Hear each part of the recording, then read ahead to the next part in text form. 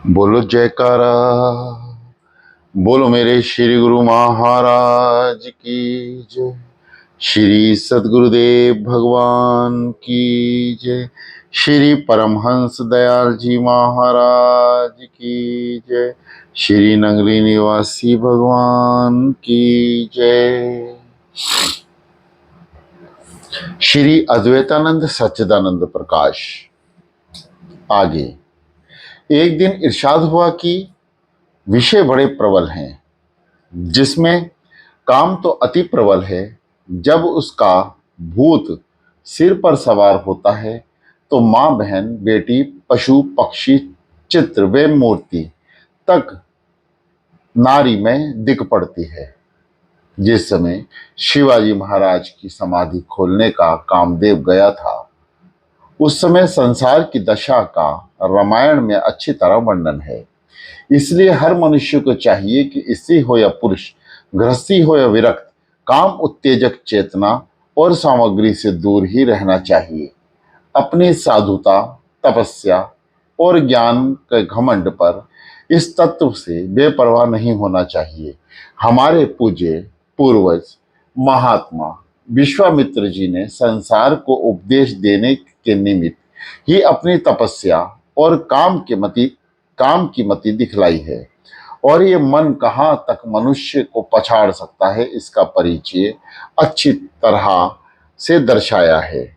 आगे एक व्यक्ति ने अपने लड़के की शिकायत करने लगे और स्वभाव का बड़ा टेढ़ा है, कोई बात सुनता नहीं है, चाहे जितना दबाव सीधे मार्ग पर नहीं आता, नहीं बड़ा शुष्क दिमाग है। श्री महाराज जी कि आपको मिजाज और टेढ़े दिमाग वाले से कठोरता करते हैं, यह ठीक नहीं। यह तो मनुष्य है, सूखी लकड़ी की सीधी हो जाती है।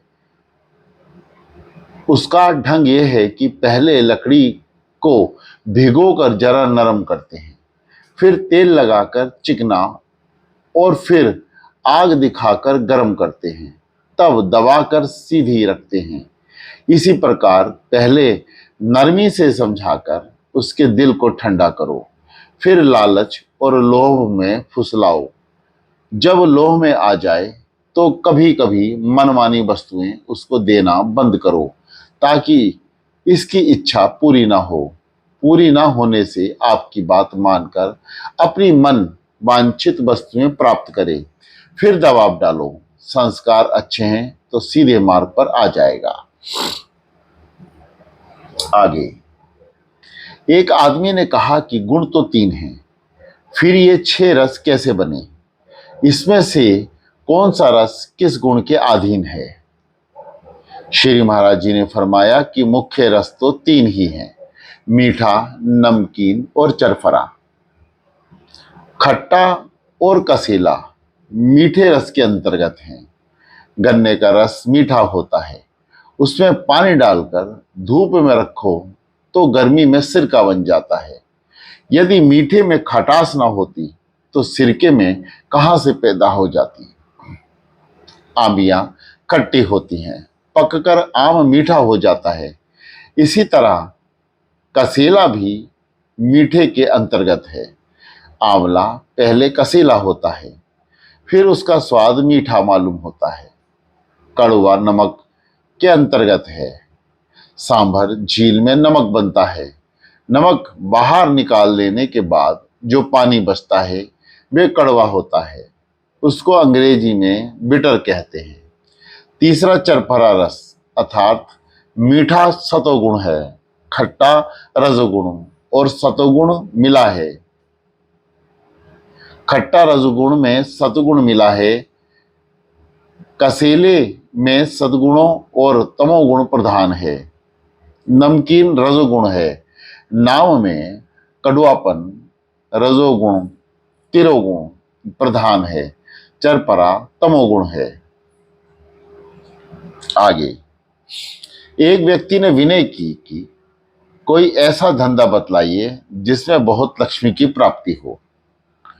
श्री महाराज जी ने फरमाया कि लक्ष्मी भगवान की अर्धांगिनी है। जहां भगवान का निवास होगा वहां लक्ष्मी निवास करेगी। कलयुग में भगवान का निवास 5 कामों में है। उनमें से कोई 1 या 2 या 5 करने में से 1 गुणी, 2 गुणी या 5 गुणी धन की प्राप्ति हो सकती है। पहली, शराब की दुकान। दूसरा, जुए का अड्डा। तीसरा, वेश्या का स्थान। चौथा, पशुवध का स्थान। और 5वां, स्वर्ण का काम। शराब में पानी के दाम होते हैं। 2 रुपए से कम की देसी भी नहीं मिलती। अंग्रेजी तो 20-25 की बोतल आती है। जुए में कोई हारे कोई जीते। अखाड़े वाला अपना नाल निकालने चला जाता है। वेश्या बाजार में तो चांदी बरसती है। आए साल अकाल पड़ता है, जिसमें 2-2 रुपए में अकाल के मारे पशु आ जाते हैं। 20 रुपए का तो मांस भी नहीं बिक जाता। फिर खाल, सिंग, खुर, आंतों तक के दाम खड़े किए जाते हैं। 5 तोले का आभूषण बनवाओ तो तोला भर सुनार ईमानदारी से निकाल लेता है। बाजार में जो बने बनाए जेवर बिकते हैं, उनमें तो बड़ी ही भूल है। आगे, एक दिन एक सत्संगी ने पूछा कि संसार को मिथ्या कहते हैं, परंतु सत्य जैसा प्रतीत होता है, इसका कारण क्या है? श्री महाराज जी ने फरमाया कि लाल रंग के गिलास में पानी भर दो तो दूर से पानी लाल प्रतीत होता है। इस प्रकार से इस संसार का निवास भगवान आत्मा में है। भगवान में स्थित होने से और उसकी सत्ता में जगत का सत्य जैसा प्रतीत होता है। आगे, एक दिन इरशाद हुआ कि कहीं टेढ़े कहीं किस विधि पावे हाथ। एक दिन इरशाद हुआ कि वस्तु कहीं ढूंढे कहीं किस विधि पावे हाथ। पहला, मौत से बचने और सर्वदा जीवित रहने। दूसरा, सर्वज्ञ होने का सत्य वस्तु का ज्ञान प्राप्त करने। तीसरा, दुख का कलेश मात्र ना हो और सर्वदा सुख बना रहे। ये 3 इच्छा सबको रहती हैं। इन इच्छाओं को पूरी करने के लिए नाना प्रकार की सामग्री इकट्ठी की जाती है।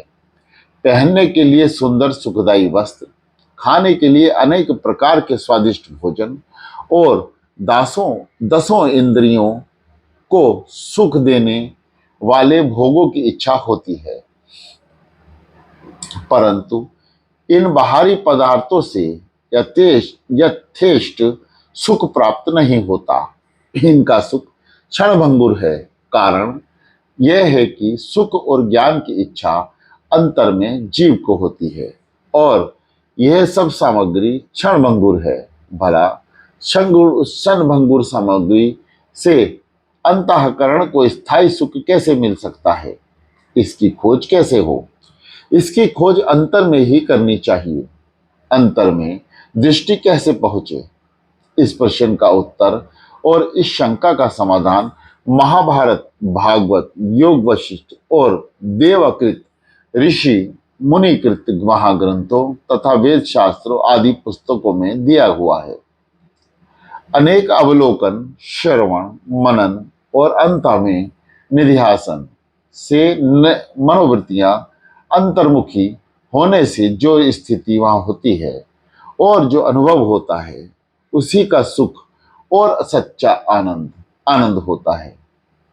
बाहरी पदार्थों से उत्पन्न सुख स्थायी सुख नहीं होता। कारण यह है कि बाहर की बाहरी भोग तो रोग के समान होते हैं। सर्व सुखों के देने वाली भगवान की शक्ति और स्वरूप का ज्ञान है। स्वरूप के ज्ञान से ही पता चलता है कि हमारा जीवात्मा भी उसी का अंश है, बल्कि अंश कहते भी नहीं बनता, उसका स्वरूप है। और स्वरूप शब्द भी ठीक नहीं जांचता, बल्कि वही है। आगे, एक दिन बहुत से सत्संगियों ने सलाह करके विनय की कि भागवत सप्ताह में कथा होनी चाहिए। भागवत सप्ताह की कथा होनी चाहिए। श्री महाराज जी ने फरमाया कि सत्संग सर्वदा श्रेष्ठ है, अवश्य कराओ, परंतु बात यह है कि भागवत ऐसा ग्रंथ नहीं जो हर एक को सुनाया जाए। उसके अधिकारी बहुत ही कम है।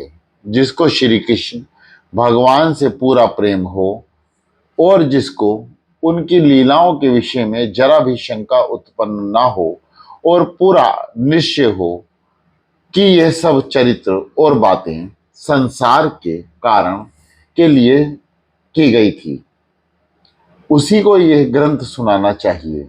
जब किसी मनुष्य का अंत समय होता है तो चाहे वो कैसा ही दुराचारी हो, उसकी वृत्ति दुराचार से हट जाती है और प्रत्येक मनुष्य उससे यही कहता है कि परमात्मा परमेश्वर का ध्यान करो और सब विषय वासना मोह आदि छोड़ दो। राजा परीक्षित जैसा बुद्धिमान भला किसको, जिसको 7 दिन के अंदर अपना मरण निश्चय हो गया था, और श्री सुखदेव जी ऐसे त्यागी और विरक्त महात्मा उपदेश करने वाले तथा ऋषि मुनि महात्माओं की सभा, उनमें विषय भोग और बुराई के वर्णन करने का अवसर हो सकता है। ऐसे सभा में तो सिवाय ज्ञान विचार वैराग्य और संसार से छुटकारा पाने वाले उपदेश के सिवा और क्या कहेगा। यह नहीं कितनी नासमझी और मूर्खता की बात है कि ऐसे समय में किए हुए उपदेश में मनुष्य की ऐसी नीच बुद्धि हो। यह तो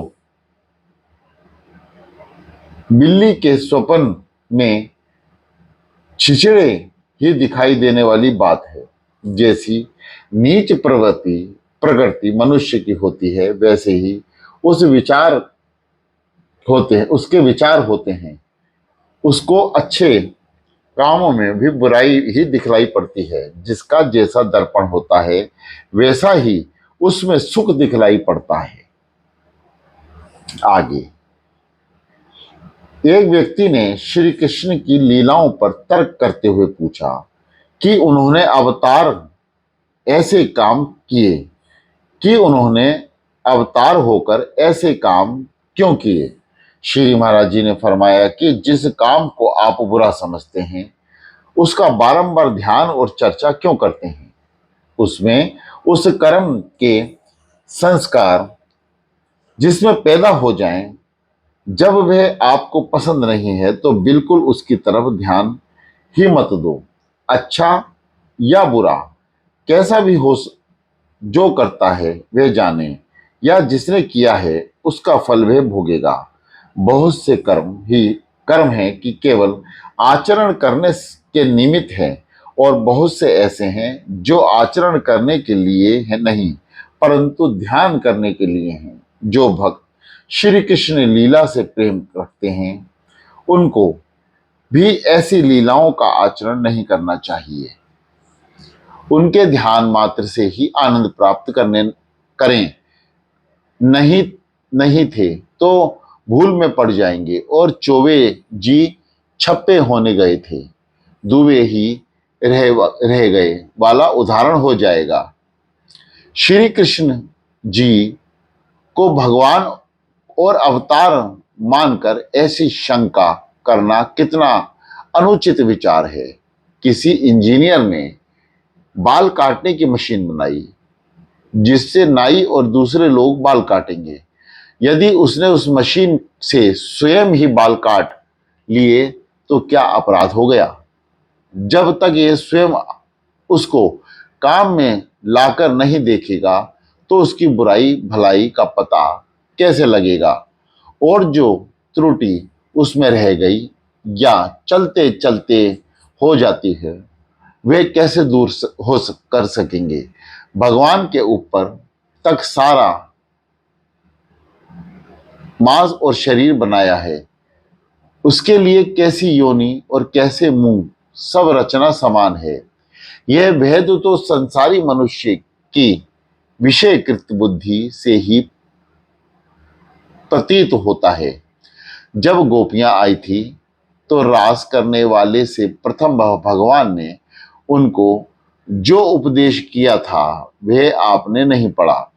आजकल तो ये प्रथा हो रही है कि ना आंख से देखे ना कान से सुने, सबको बंद करके बुराई करने को मुंह खोल देते हैं और तर्क करने को जवान कतरनी की भांति चलती है।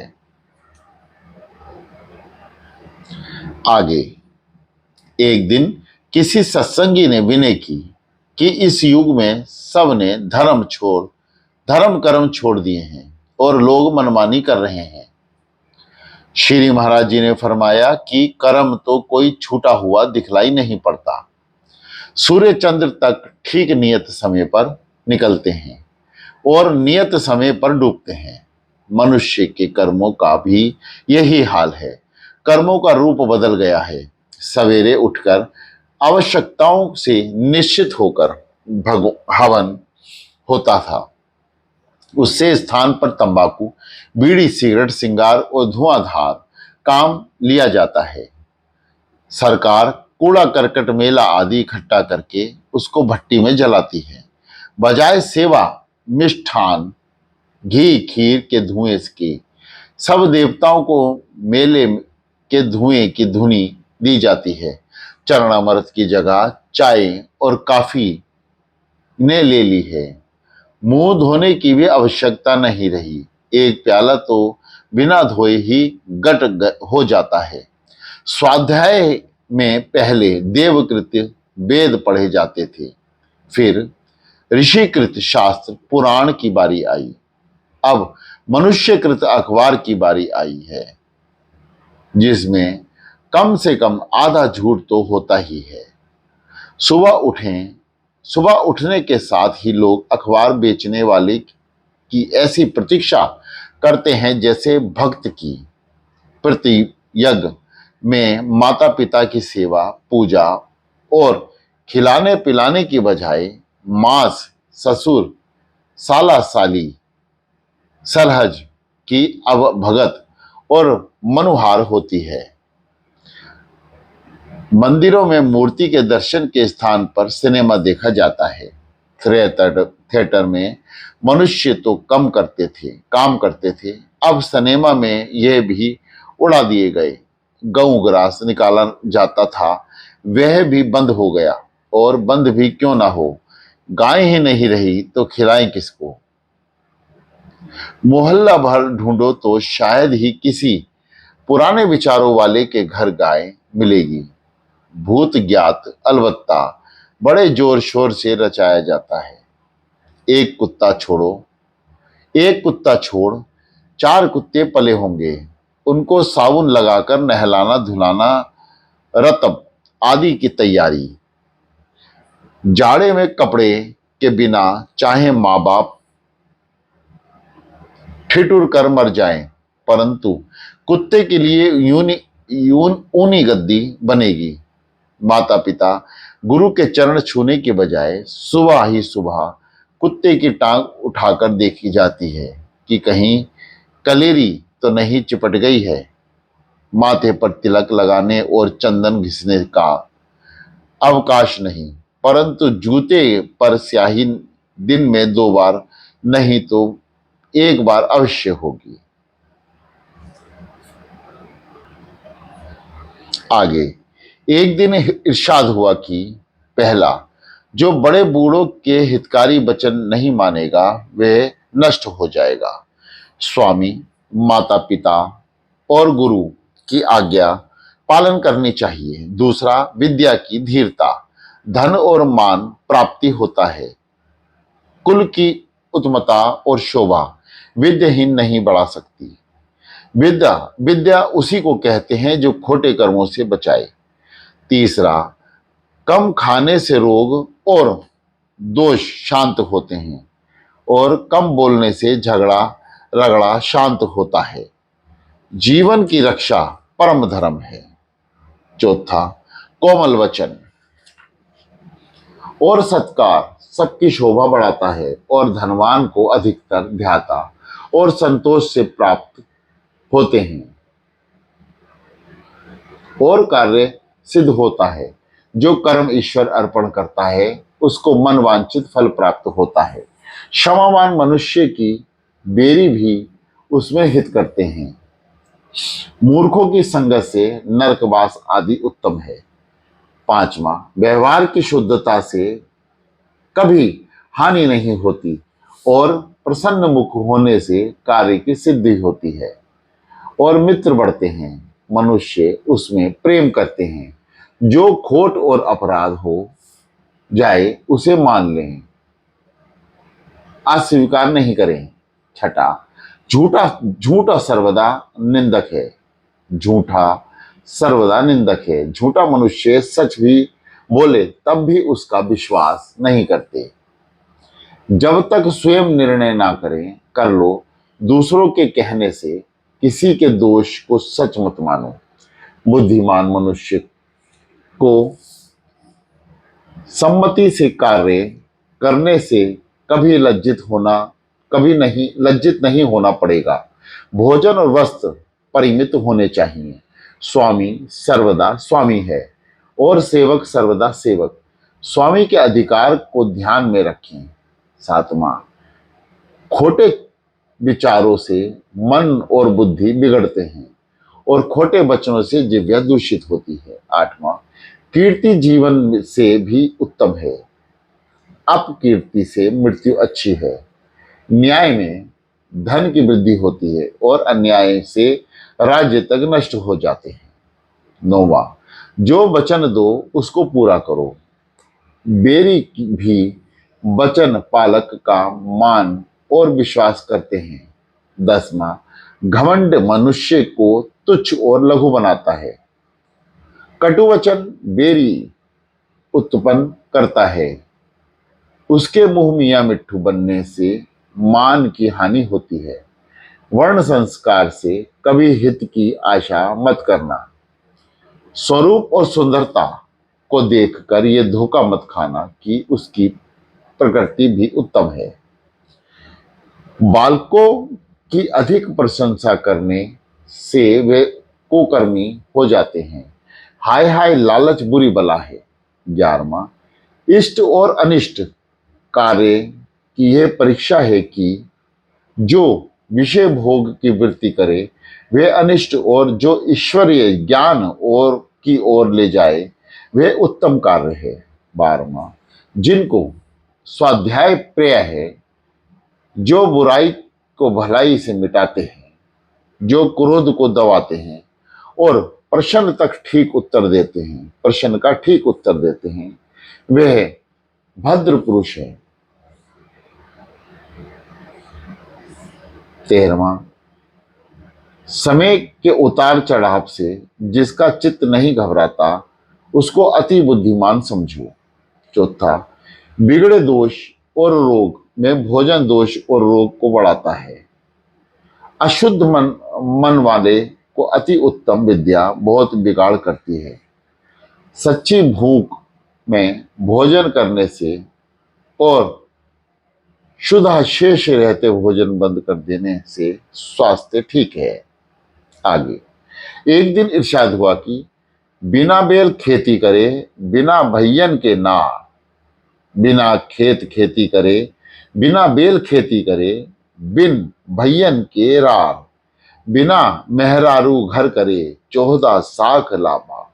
अर्थात बिना बेल खेती का काम ठीक नहीं हो सकता। जिसके भाई ने हो वह किसी से झगड़ा कर बैठे तो सहायता कौन करे और हानि उठाए। जिसके घर में औरत ना हो वह गृहस्थी का सामान इकट्ठा करे और मकान आदि इष्ट बनवाए तो व्यर्थ है।